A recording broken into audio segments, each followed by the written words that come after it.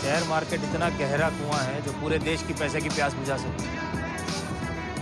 और मैं इस कुएं में डुबकी लगाना चाहता हूँ, बहुत गहरा जाना चाहता हूँ। Hey everyone, this is Nasir. आप सबका स्वागत है मेरे यूट्यूब चैनल पे एडुकॉम कोचिंग। दोस्तों, आज का वीडियो शुरू करने से पहले कुछ बातें कहना चाहूँगा मैं। सबसे पहले तो थैंक्स टू ऑल जो आपके सपोर्ट के मदद से ये सब हो पा रहा है। So keep us supporting me. इसी तरह से सपोर्ट करते रहें। अगर आप मेरे चैनल पे नए हैं तो प्लीज़ सब्सक्राइब करें, क्योंकि इस पे आप regular informative video, motivational video देखते रहेंगे और ये आपके लाइफ को बहुत शेप अप करता रहेगा, बहुत कुछ डेवलप करता रहेगा। और एक इम्पॉर्टेंट बात, ये वीक, कमिंग वीक में आप बहुत ही इंटरेस्टिंग और नए नए टॉपिक पे वीडियो देखने वाले हैं। सो प्लीज़ आप अगर नए हो तो सब्सक्राइब करो और घंटी दबाओ। प्लीज़ अपडेट रहो, क्योंकि इस वीक बहुत इंटरेस्टिंग वीडियोज़ आने वाला है। तो चलिए चलते हैं आज के वीडियो की तरफ, आज के टॉपिक की तरफ। आज बात करेंगे एक ऐसे मशहूर शख्सियत की जिसने स्टॉक मार्केट को एक नया मुकाम दिया। देश में गरीबी होते हुए भी उसने स्टॉक मार्केट को गिरने नहीं दिया। ये भी कह सकते हैं कि वही है जिसने आज स्टॉक मार्केट को वहां तक पहुंचाया है। Now if you are thinking कि मैं शेयर मार्केट के बारे से बात करने जा रहा हूं और आपको कुछ भी नहीं समझ में आएगा, देन यू आर रॉन्ग, क्योंकि मैं शेयर मार्केट के बारे से नहीं हर्षद मेहता के बारे से बात करने जा रहा हूं। एंड आई बिलीव कि 100 में से 70 लोग हर्षद मेहता को नहीं जानते थे। इवन मैं खुद नहीं जानता था that who is Harshad Mehta. But after knowing about him, बस एक ही वर्ड मेरे मुंह पे आया, बंदे में दम था। जी हाँ, बंदे में दम था, क्योंकि अब नहीं रहा वो हमारे बीच। तो चलिए जानते हैं थोड़ा तफसीर में कि क्यों मैंने कहा बंदे में दम था। हर्षद मेहता एक मिडिल क्लास फैमिली में से बिलोंग किया करते थे और लाला लाजपत राय कॉलेज से अपने ग्रेजुएशन कंप्लीट करने के बाद एक मिडिल क्लास का फैमिली के बच्चे क्या करते हैं, वेंट टू द जॉब, छोटी छोटी कंपनी में जाते हैं। आफ्टर कंप्लीटिंग देयर ग्रेजुएशन कोई भी कंपनी में जॉब करते हैं। सिमिलरली हर्षद मेहता भी कंपनी में जॉब करने लगे और कुछ ही साल के बाद उन्होंने उस कंपनी को छोड़ दिया, क्योंकि उनको स्टॉक मार्केट में बहुत ज़्यादा रुचि आने लगी। देखिए, एक बात बता देना चाहूँगा स्टॉक मार्केट के बारे से, जो समझ गया उसके लिए सोना है, वरना जिंदगी भर रोना है। जी हाँ, स्टॉक मार्केट इसी का नाम है। बट हर्षद मेहता इसी के साथ ना जाने कितने लाखों करोड़ों में खेला है वो। आज अगर आप हर्षद मेहता के नाम कहीं पे लेते हैं, खास करके सेबी के पास या फिर स्टॉक मार्केट पे, तो बस एक ही नाम वहां पे दिखाई देगा, स्कैम। जी हाँ, हर्षद मेहता ने सेबी के साथ, स्टॉक मार्केट के साथ इतना बड़ा घोटाला किया है कि आज तक इंडियन हिस्ट्री में उससे बड़ा कोई घोटाला हुआ ही नहीं है सेबी मार्केट के साथ।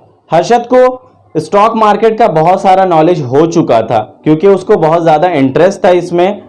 और उसके बाद 1984 में, जी हाँ, 1984 में उसने खुद की एक कंपनी बनाई, जहां पे वो एज अ ब्रोकर काम करता था। तो मैं बता दूं कि ब्रोकर क्या होते हैं, they act as a middle man.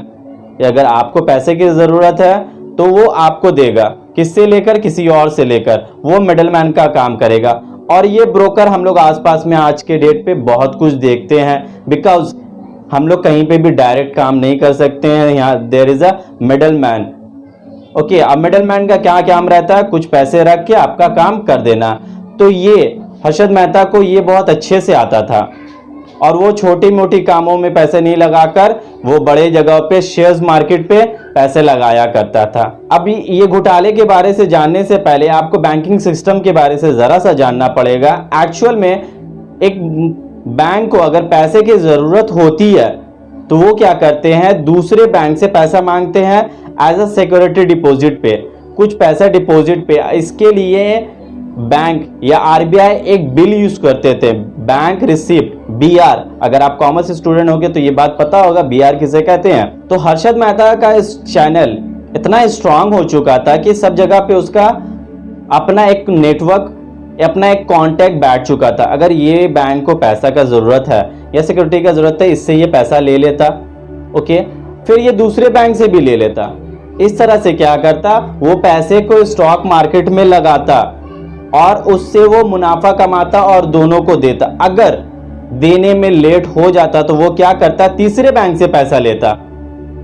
अब अपने आसपास में भी बहुत सारे ऐसे लोग देखते होंगे जो अपने कर्ज किसी से लेते हैं और वो कर्ज चुकाने के लिए फिर तीसरे से कर्ज लेते हैं। इस तरह से उनका जिंदगी चलता रहता है। तो ये चीज को हर्षद मेहता ने अपने जिंदगी का हिस्सा बना लिया था और इसी से वो लाखों करोड़ों कमाया करता था। आप सोच के देख सकते हैं, एक बैंक का पैसा वो उठाता, उससे वो सेबी में लगाता, स्टॉक मार्केट में लगाता।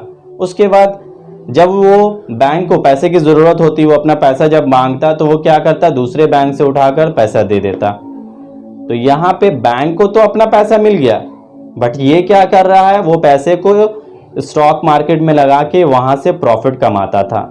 आप ACC का नाम सुने होंगे, एक सीमेंटेड कंपनी है जिसका share market value Harshad Mehta के टाइम पे 200 था, यस ओनली 200, और वो उसके शेयर्स वैल्यू को वो 9000 तक लेके गया था। तो जस्ट इमेजिन कि उसके अंदर कितना पावर था, उसकी थिंकिंग कैपेसिटी कितनी अच्छी थी कि वो स्टॉक मार्केट के साथ खेल रहा था। इवन इंदिरा गांधी के टाइम में, अगर शायद आपको पता हो कि इमरजेंसी लागू हो गए थे हमारे देश में, इंसान का जीना रहना दुश्वार था, पर शेयर्स मार्केट डाउन नहीं हुआ था। ये वो टाइम था जब हर्षद मेहता, आई नो कि वो चीटिंग कर रहा था, बट कहीं ना कहीं ये बैंक का या सिस्टम को बोल सकते हैं कि उसकी लीनियंसी के वजह से, हमारे गवर्नमेंट की लीनियंसी के वजह से वो फायदा उठाया और उसके वजह से वो कमाता था और हमारा शेयर्स मार्केट में वैल्यू भी बना रहता था। मैं सिर्फ इतना बात कहना चाहूंगा कि हमारे देश में ऐसे लोग हैं पर उनकी कदर नहीं की जाती है। एक्चुअल में अगर उसको सही जगह पे यूज करे, ऐसे लोगों को, हर्षद मेहता जैसे लोगों को अगर सही जगह पे यूज करे, तो हमारा भी देश का आर्थिक स्थिति अच्छा हो सकता है। जब इमरजेंसी के टाइम में शेयर मार्केट नहीं गिर सकता है, तो फिर और भी कोई भी महामारी के वक्त हमारा आर्थिक स्थिति नहीं बिगड़ सकता है। अगर ऐसे लोगों को अच्छे से मौका दें, मौका देने का मतलब ये नहीं है कि उनको छोड़ दे और वो चोरी करते रहें। That doesn't mean. Harshad Mehta का सब कुछ अच्छा चल रहा था, पर एक टाइम ऐसा हुआ कि शेयर मार्केट पूरी तरह डाउन कर गया और वो वहां से प्रॉफिट नहीं कमा पाया। इसके वजह से उसे 3 से 4 हजार, जी हाँ 3 से 4 हजार करोड़ का नुकसान उठाना पड़ा। और जिसके वजह से आप विजया बैंक का नाम सुने होंगे, उसके बैंक के ओनर ने सुसाइड कर लिया, क्योंकि एक भारी रकम हर्षद मेहता ने विजया बैंक से भी उठा रखा था। और बैंकों का भी काम यही होता है, बैंक भी किसका पैसा लेकर रहते हैं, हम लोगों का पैसा लेकर बिजनेस करते हैं या किसी को देते हैं। तो इस शौक के वजह से विजया बैंक के ओनर जो थे, उन्होंने सुसाइड कर लिया। एक्चुअली यहाँ पे हर्षद मेहता का स्टोरी जानने के बाद 2 बात तो सामने आती है कि हमारा लॉ जो है, कानून जो है, वो बहुत ही ढीला है। इसका जो लूप होल है ना, इसका कोई भी अच्छे से इस्तेमाल करके अपना फायदा उठा सकता है। इवन आज भी ये चीज होता है, आज भी ये चीज होता है। बहुत सारे लोग जो है हमारे लॉ को, हमारे कानून को हाथ में लेकर, बिकॉज हमारा लॉ, हमारा कानून उतना स्ट्रांग नहीं है, जिसका फायदा बहुत सारे लोग उठाते हैं। दूसरी बात तो जानने वाली यह है कि हमारे देश में भी ऐसे लोग हैं जो अपने मन बुद्धि का उपयोग करके हमारे देश को बहुत आगे लेके जा सकते हैं। बट हम आज भी वही राजा महाराजा के टाइम के में जी रहे हैं कि राजा का बेटा ही राजा बनेगा, एक अमीर व्यक्ति का बच्चे ही उस सीट पे बैठेंगे। इसके वजह से क्या होता है, जो टैलेंटेड लोग होते हैं, जो एक्चुअल में वो डिजर्व करते हैं, उनको वो चीज नहीं मिलता है। कहीं ना कहीं हर्षद मेहता भी बहुत अच्छा डिजर्व करता था, बट उसको वो चीज नहीं मिला। But he know the way how to earn money. उसको पता था शेयर मार्केट में वो आराम से कमा सकता है। उसका कहना था ये दलदल है, शेयर मार्केट एक दलदल है और डूबने में अलग ही मजा है। इवन हर्षद मेहता के ऊपर एक वेब सीरीज भी बनाई गई है जिसका नाम मैंने डिस्क्रिप्शन बॉक्स में दे दिया है, आप देख सकते हैं उस मूवी को। आपको और अच्छे से हर्षद मेहता के बारे से पता चलेगा। मैंने बहुत कुछ हर्षद मेहता के बारे से नहीं बताया है, पर मेरा मकसद ये है बताना, इंफॉर्मेशन देना कि हर्षद मेहता जैसे लोग भी हमारे देश में रह चुके हैं। मे बी उसका इंटेंशन, उसका जो प्रोसेस था वो गलत था, बट उसके पास ये कैपेबिलिटी थी कि वो अगर हमारे गवर्नमेंट की तरफ से, हमारे लोगों की तरफ से उसको अगर सपोर्ट मिलता, दे कैन और he can do anything for our country.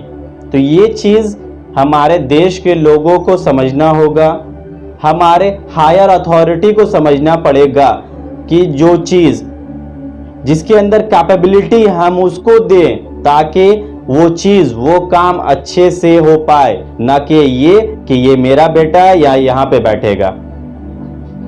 और आप ये चीज आज देख चुके हैं, पॉलिटिक्स में भी देखते ही हैं। उसके बाप जो है पॉलिटिक्स में है, तो जब बेटा बड़ा हुआ तो वो पॉलिटिक्स ही में गया, बट उसके अंदर वो लीडरशिप क्वालिटी बिल्कुल भी नहीं थी।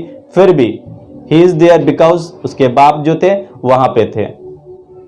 तो कैपेबिलिटी को कहीं पे भी नहीं पूछा जाता है, सिर्फ वही राजा महाराजा के टाइम को देखा जा रहा है। तो ये चीज को बदलिए, और हम और आप ही बदल सकते हैं। हम सिर्फ बोलते हैं कि हमारा देश बिछड़ा हुआ है, अगर हम अपना सोच बदल ले तो हर कुछ बदल सकता है और हम भी बहुत आगे हो सकते हैं। आई होप मेरे वीडियो का मोटिव को आप समझ पाए होंगे।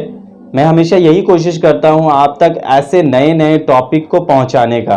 तो आज का वीडियो यहीं पे खत्म करते हैं। आपको इसके बारे से, हर्षद मेहता के बारे से अगर कुछ भी कहना हो तो प्लीज कमेंट करें, और कोई भी टॉपिक पे आप वीडियो चाहते हैं तो प्लीज कमेंट सेक्शन में जाकर कमेंट करें, और रेगुलर अपडेट रहें, क्योंकि बहुत सारा वीडियोस आपको मिलने वाला है कमिंग वीक में। तब तक के लिए बाय बाय।